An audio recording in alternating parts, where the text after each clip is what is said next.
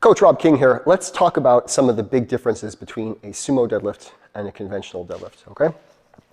With a sumo deadlift, my feet are usually going to be wider than my hips and my toes are going to be pointed slightly out or turned out, okay?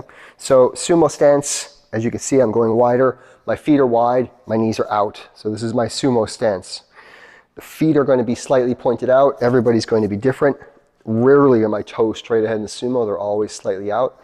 So let's start with the hips, the feet. Let's start with the feet and then we'll go from there, okay?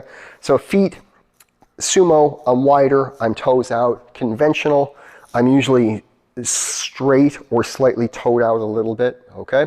Let's talk about the knees and the shins. On sumo, my shins are almost vertical and my knees are out, all right? With conventional, my knees can come forward and my shins go forward. This is rarely going to happen in sumo. Let's talk about the quads and the hips. So in sumo, my hips are opened up, my quads are out, my knees are out, pushing out this way, okay? Conventional, my feet are straight, my knees are gonna come forward, all right?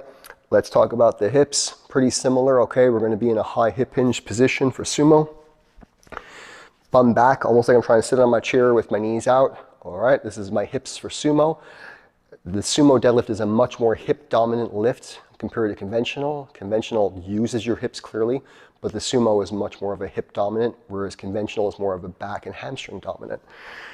Conventional, my hips are going to be pushed back and high. There's my conventional position, my high hip hinge, okay? Slight bend to get to the bar.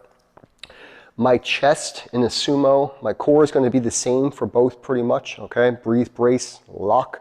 My chest position in sumo is usually going to be trying to keep my chest more up and forward. I'm almost thinking of like a logo on my shirt being out that way, okay? You'll see some people in sumo will get super vertical depending on their mobility and their levers. Conventional, you want your chest to come forward. So in sumo, it's a little bit more opposite. Conventional, I can start over the bar like this, and that's totally fine, okay? So chest is going to be over the bar a little bit more. Head and eye position, it's going to be come down to the individual lifter, okay? But the biggest factors are going to be genetics because of your hip anatomy, okay? Everybody's going to have different hip sockets. So some people sumo would feel more natural. Some people conventional will feel more natural. As well, the thing that's going to play a big role in sumo and conventional are your levers, okay? You know, some people with long arms and long legs are great sumo pullers. But then you'll see in conventional, you don't see a lot of short, stubby people with strong conventional. You know, usually it's sumo mostly works for them. This is not ever like one way or the other. It's always like a little bit gray, okay? But the sumo is a more hip dominant lift, all right? This is going to be the primary focus, whereas conventional, you're going to be more hamstring and a bit more lower back.